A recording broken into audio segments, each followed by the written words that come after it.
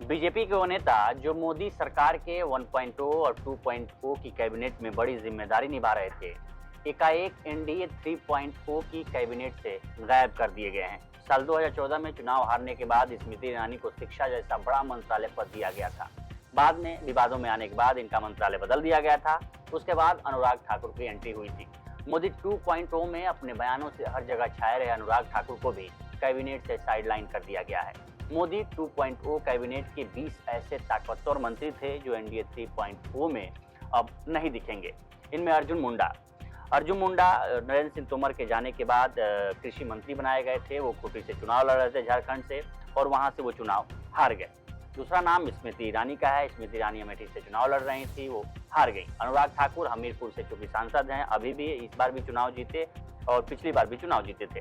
राजीव चंद्रशेखर ये भी चुनाव हार चुके हैं कांग्रेस के शशि थरूर से।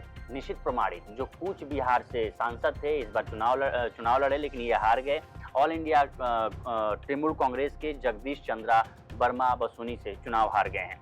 इसके बाद आता है दूसरा नाम अजय मिश्रा टेनी का। अजय मिश्रा टेनी भी चुनाव हार गए हैं। यूपी की लखीमपुर खीरी से चुनाव लड़ रहे थे वो, और ये भी चुनाव हार गए हैं।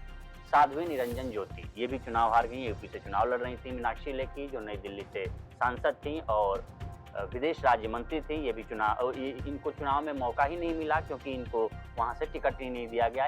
उनकी जगह सुषमा स्वराज की बेटी बांसुरी स्वराज को मैदान में बीजेपी ने उतारा था, हालांकि वो चुनाव जीत गई हैं। राजकुमार रंजन सिंह आपके ये भी चुनाव हार गए हैं। ये भी वो थे, मंत्री थे, मोदी 2.0 में मंत्री थे और इनके जिम्मे जो मंत्रालय था विदेश राज्य मंत्री का मंत्रालय था इनके जिम्मे, और ये भी हार गए हैं। जनरल वीके सिंह का टिकट काट दिया गया, उनकी जगह अतुल गर्ग को दिया गया। अतुल गर्ग चुनावी मैदान में थे और वो चुनाव जीत गए हैं। आरके सिंह भी इस बार हार गए हैं। आरके सिंह आरा से हारे हुए हैं, बीजेपी में मंत्री थे 2.0 में। सुभाष सरकार भी मोदी 2.0 में मंत्री थे, जो बांकुरा वेस्ट बंगाल की बांकुरा सीट से थे और वो इस बार भी वो चुनाव हार गए हैं। ऑल इंडिया तृणमूल कांग्रेस से और मोदी सरकार से भी बाहर हो गए हैं 3.0 में। जॉन बारला भी इस बार चुनाव लड़े थे। जॉन बारला भी मोदी कैबिनेट में मंत्री थे, लेकिन इस बार उनकी जगह नहीं होगी। भारती पवार महाराष्ट्र से आती हैं। भारती पवार दिंदोरी की सुरक्षित सीट से चुनावी मैदान में थी, लेकिन उनको कांग्रेस एनसीपी पार्टी के शरद पवार पार्टी ने उनको चुनावी मैदान में हरा दिया।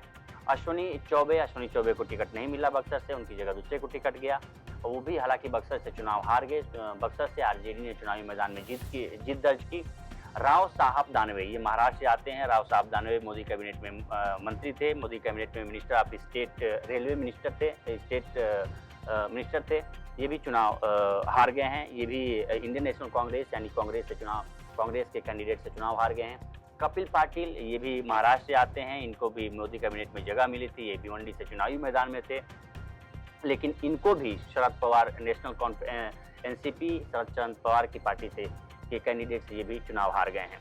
अब आते हैं नारायण आर्य भी मोदी कैबिनेट में मंत्री थे। नारायण आर्य चुनाव मैदान में थे।